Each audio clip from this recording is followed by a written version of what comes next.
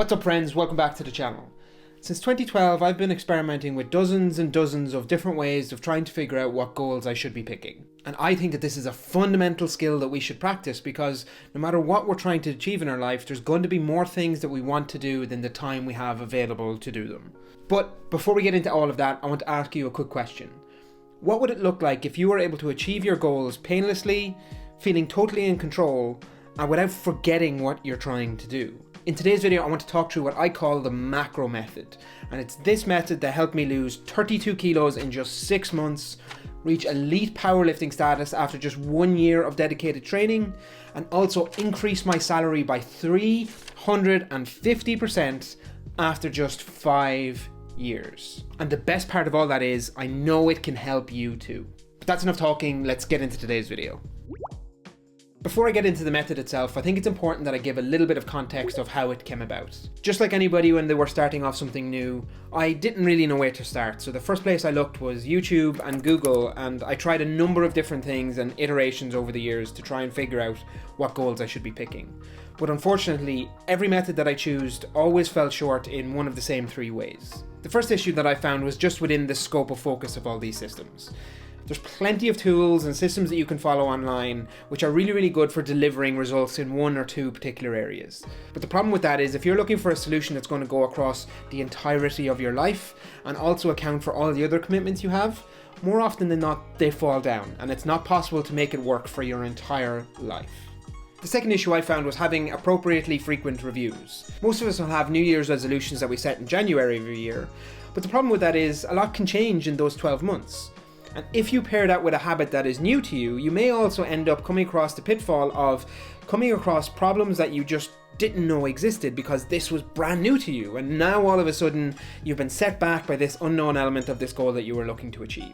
And so what I wanted my final solution to encompass was, yes, I wanted to have that long-term vision of a goal that I'm trying to achieve because that gives us something to aim for far in the future. But I also wanted it to have the ability to dig down into the day-to-day and the week-to-week. I wanted it to be able to give me confidence that I would be going into each week knowing that what actions I needed to take and being able to hold myself account, knowing that if I achieve those, I'm drastically increasing my chances of success of achieving that big year-long goal. That segues very nicely into the last point that I wanted to make sure this system covered off, and that was giving me a feeling of being in control. And for me to get that feeling, I need 2 things to happen. The first one is I need to go into every week knowing what actions I need to take to try and make this goal a reality. And that's the very obvious side of it. But the less obvious side is that I don't want my goals to also take over my life, because if I'm feeling in control, it means I have autonomy for the actions I take.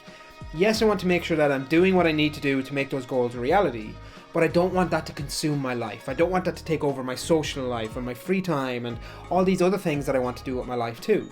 So it was important that this system gave me that feeling of control, not only for achieving those goals, but also living my wider life, living the life beyond what this goal is.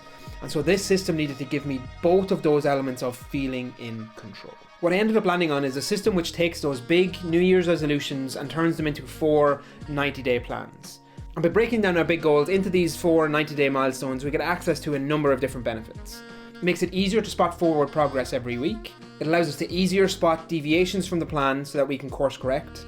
It allows us to shift our focus from one area of life to another as the year goes on. And because it's a system, it allows us to improve it over time. And so because we're not just going in and chancing our arm and we actually have a system for figuring out what actions we're going to take, it means then that we can tweak and adjust that approach as time goes on to improve the system over time. So that's how the system came about. Let's actually get into the system itself. The very first thing you want to do before you set any of your 90-day plans is to actually just reflect on where you've come from. It's all too easy to get caught up on the what's next, what we want to do, or what we don't have that we want to change. But if we don't take that time to actually reflect on where we've just come from, we're going to be at a little bit of a loss. Something I say all the time is that setting our goals should be treated the exact same way as setting up a GPS. Yes, knowing the end destination that we're aiming for is important, and the GPS won't calculate a route if it doesn't have that.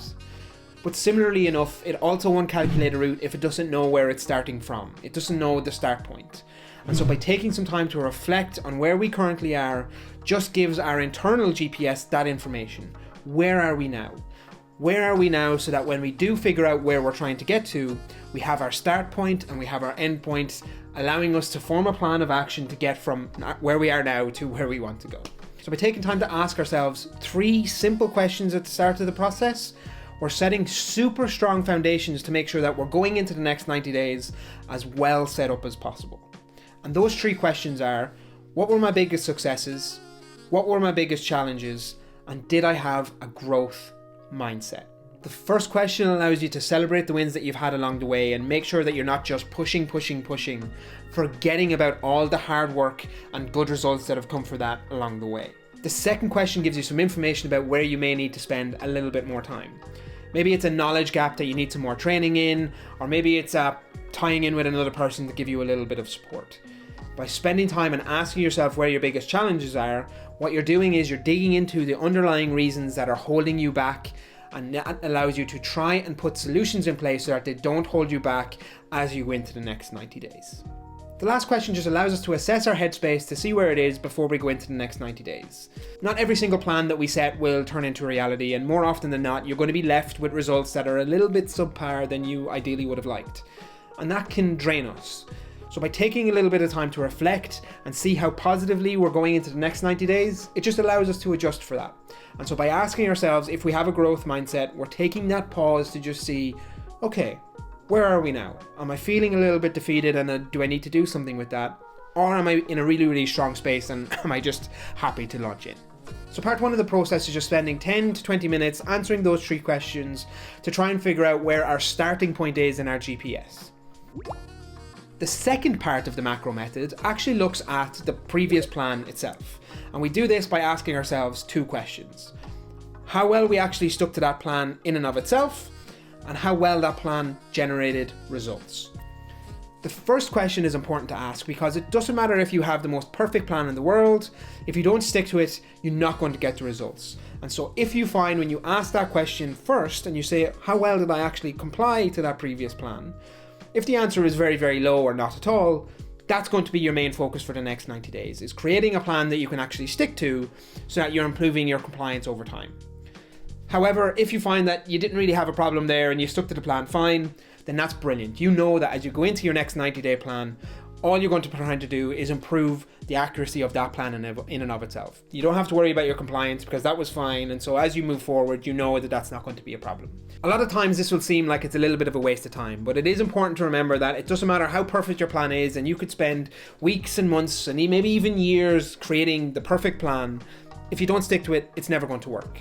So it's important that we ask ourselves this question at the start of the process so that we know what problem we're trying to solve. Because if we don't, it doesn't matter how much time you're spending on creating that perfect plan, it's not going to work. So spend the time, ask the questions, and figure out what the actual problem you're trying to solve is. Alright, so we've assessed our previous plan and we've reviewed our mindset as we go into the next 90 days. It's time to actually start picking some goals.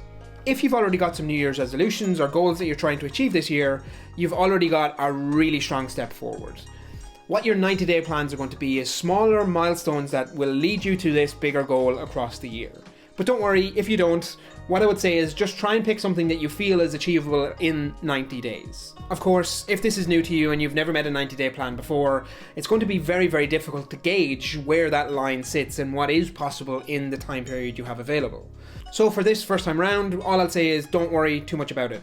Throw your flagpole down wherever you think is appropriate, and when you get to the end of this process and you're doing your next 90-day plan, it will allow you that time to review and reflect as to how accurate you were, and you can tweak and adjust over time. This is absolutely one of the main benefits of this system, is that it self-learns as time goes on. So don't worry too much about it, have a stab at it, and yeah, don't worry, it'll be fine, it'll be fine. Alright, so now what you will have is a list of goals. Some of them will be relating to bigger full year's resolutions that you're trying to achieve, and others may be just standalone things for these 90 days on their own. But that's perfect.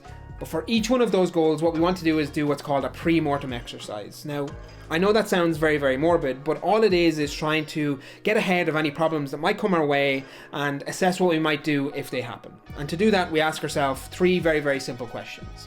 The first one is, for each of those goals, what is the biggest barrier that could occur that would stop it from occurring? Once we have that, then what we do is we outline what we can do now proactively to minimize the chances of that actually occurring. And then the third question is, if it does still occur and we've not been able to mitigate the chances of it happening, how do we course correct? How do we get back on track when it does happen so that we minimize the impact that it does have? By being proactive with this process and spending a little bit of time trying to figure this stuff out now, essentially what we're doing is we're protecting ourselves in the future.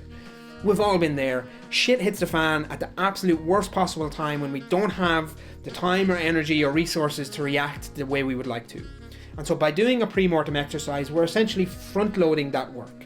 We're spending the time to do that work now so that when things do go wrong, we've already got this cookie cooker plan that we can take out of our back pocket and say, I said this would happen, and when this happened, this would be my course correction action. And so all we need to do is just jump into action, put the problem to bed, and move on. We're not having to spend time thinking and adjusting and tweaking. We've already done that.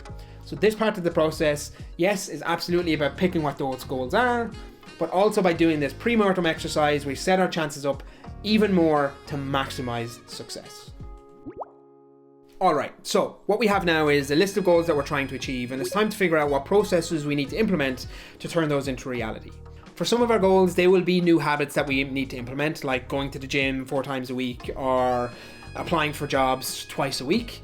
But sometimes they will also be one-off actions. So as an example, let's say buying your first home is one of your process goals for the next 90 days. One-off actions might be booking a time to actually go in and talk to a solicitor. Or maybe it'll be when you actually look at house viewings and figure out what houses you want to buy. They are almost one and done, and so this process will be a mixture of, yes, new habits and routines that we need to do day in, day out, week in, week out, but also it can also encompass one-off single actions that we need to take too, and it will be a mixture of both, and both will likely be happening at the same time. But in this section, just outline for each of the goals what are the appropriate actions that you need to take and what are the appropriate habits and routines that you need to start building to try and make this more of a reality. At this part of the process, most other plans that you would find online would probably already be finished. I mean, when you think about it, what more do you need? You've got your list of goals and you've got the actions and habits that you need to build to turn those into reality, right? Well, what I found was that didn't really work for me as time went on. Yes, in the week or two after I make that plan, I remember what I'm trying to do and I remember why I'm trying to do it. But as the weeks turn into months and months turn into quarters, I very, very quickly forgot what the plan was, what I was supposed to be doing, and I didn't really feel in control. And that's when I started creating the macro plan, and that's where the macro method actually came from. Now, this is probably significantly easier to talk through using a worked example. So what I'm going to do is pop one up on the screen below and we'll just talk through it. Alright, so this is an example of a macro plan, and straight away you can see that it is a lot going on, but once you understand what you're looking at, it is very, very easy to understand. In the blue rows across the top, you can see that we've just got an outline in terms of the details of what quarter it is, the start dates of each week, and each week number in the year. And that just allows us to track so that I know exactly what I'm supposed to be doing in each week. And really it's in the rows below, in the rows in red, that things start to become interesting. And so in this example, which is an example of where I'm going to not running at all to running a 5k, these are the steps that I would want to do each and every week. So you can see that in week 1, I'm discussing a plan with a coach and actually starting to train with that coach. And that absolutely makes sense. But then as we get into weeks 2 and 3, I'm going to buy my new trainers. Weeks 4 and 5, buy my new running gear. And then week 6, I'm actually going to register for that run. I'm going to sit down and register for the 5k that I'm aiming to do in 90 days time. And then from week 7 to 12, all I'm doing is training. That's just ongoing, it's a habit, and I do it as per my coach's recommendation, and I don't need to worry about anything else. For this goal, it's just run. That's it. And then in the last week, week 13, I'm completing run. Run is done by week 13, and that's the date that it's taking place. So very, very quickly, we can see as we're doing our weekly review, which for me is on a Friday evening before I finish work, is, these are all the actions I need to take. So as I'm sitting doing my weekly review in, let's say, the end of week 3, I know in the next week, there's 2 things I need to be planning. When am I doing my training sessions with my coach? And when am I researching buying my running gear? And that's all I need to worry about. I don't need to worry about registering for the run. I don't need to worry about what I'm going to do on the day of the run. That's all ahead of me, and I know that there's only those 2 things that I need to worry about, and I know and can rest easy that everything else will either have already been looked after in the past or will be looked after in the future. And that gives me that sense of control.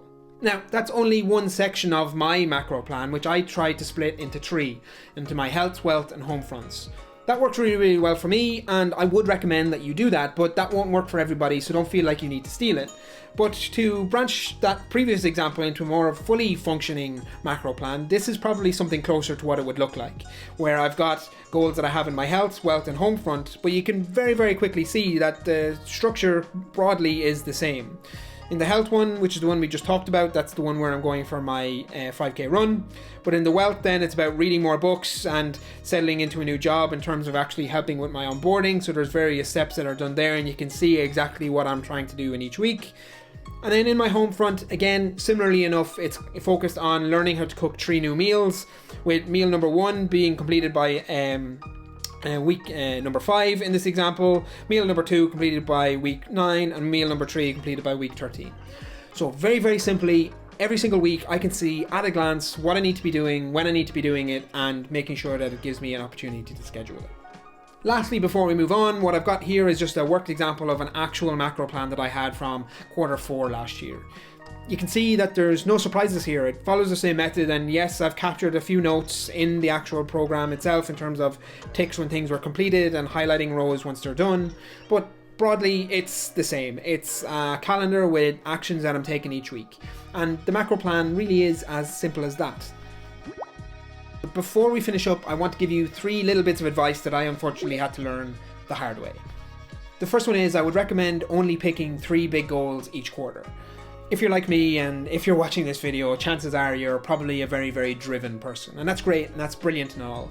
But the downside that comes with that is more often than not, we will tend to bite off more than we can chew. So by limiting yourself to just having 3 goals, you're maximizing your success, that you can take forward progress each and every day. And while yes, that progress may be slower in the short term, in the sense of you're not doing as much, over the longer term you're setting yourself up for far more success. So I would highly recommend that you limit the amount of goals you set to 3, maybe 4 at a push each quarter. The second piece of advice is to just keep in mind that humans tend to overestimate what's possible in the short term, but underestimate what's possible in the long term. How that materializes is that for 90 days, more people will tell themselves that they can do more than they actually can. They just bite off more they can chew, and they commit to far more than is realistically possible. But on the flip side to that, when we look at our big goals over the next year or 5 years or 10 years, we tend to undersell that, and we don't realize just how much change is possible when we take small little actions every single day. So it's just to keep in mind that yes, most people will overestimate what's possible in the short term, but drastically underestimate what's possible in the long term. The last piece of advice I would give you is to schedule 10 to 20 minutes every week to review this plan. For me, that's done on a Friday afternoon, and the weeks that I miss it, the next week just feels that little bit more out of control. So pick a time and a date each week where you're going to do this, and just sit down and just assess very, very quickly, did I do what I said I was going to do, yes or no, and what do I need to do in the next 7 days? And make sure you just get it planned in your diary. This will make this method absolutely bulletproof in terms of making sure that you're moving forward every single week. But folks, that's the macro method. It's something that I've been working on for years, and I have no doubts that it will help you as much as it's helped me. If you've got any questions at all, just drop them down in the comments below and I'll do what I can to help. But with all that said, that's this week's video, and I hope you have a great week. Talk to you in the next one, folks. Peace.